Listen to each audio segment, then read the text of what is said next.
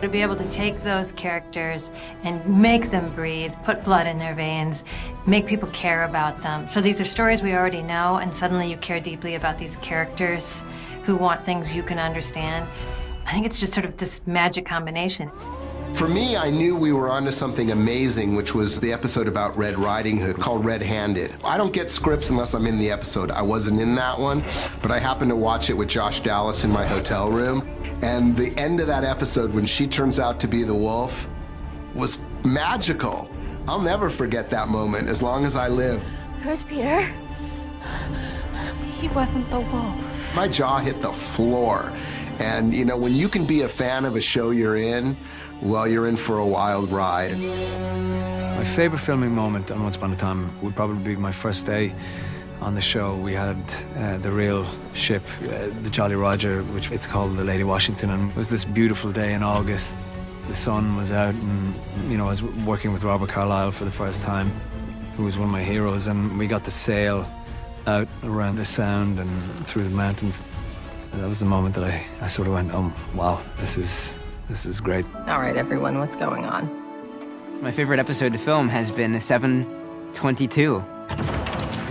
It's been incredible seeing all the new faces and getting the gang back together for one last hurrah. The pitch for the entire show when I sat down with Eddie and Adam in 2011 was, what if the evil queen got her happy ending? And now she's getting her happy ending.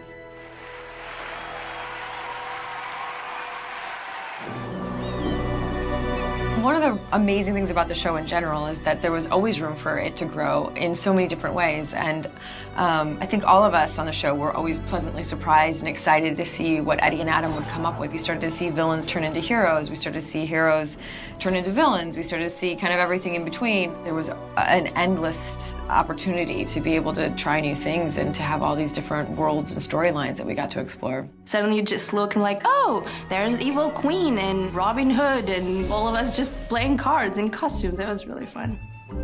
Casual day on set, playing cards with Snow White. One moment I remember was Aladdin and Jasmine fighting a kraken, only to be saved by Captain Hook, who was riding on the Nautilus with Captain Nemo. And just watching the production team bring that insane collision of characters and creatures and effects all together, I just said, this is an awesome show I get to work on. I also love the fact that there was this freedom and imagination that you could go anywhere, do anything. I mean, for goodness sake, I mean, I skinned puppies, darling. So where are the boundaries after that?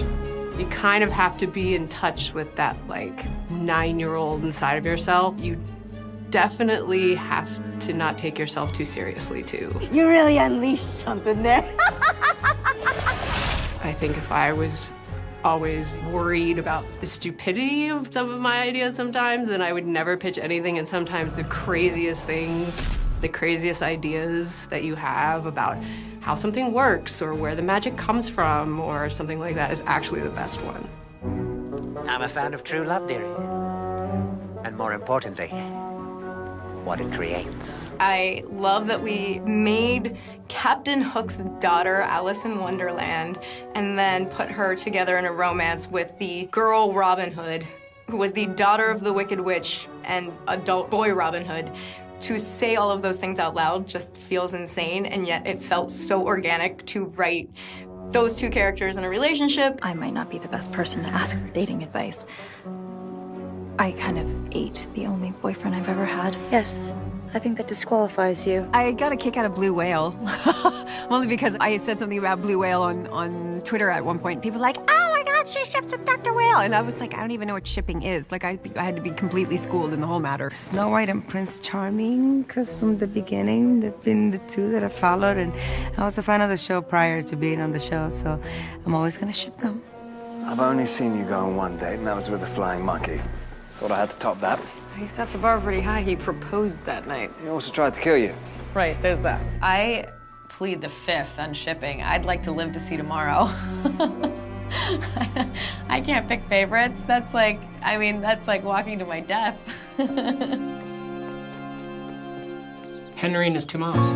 You know, we really love the idea that this was a show about a little boy who needed hope and wanted wanted to reunite his family. And I think at the end of the day, he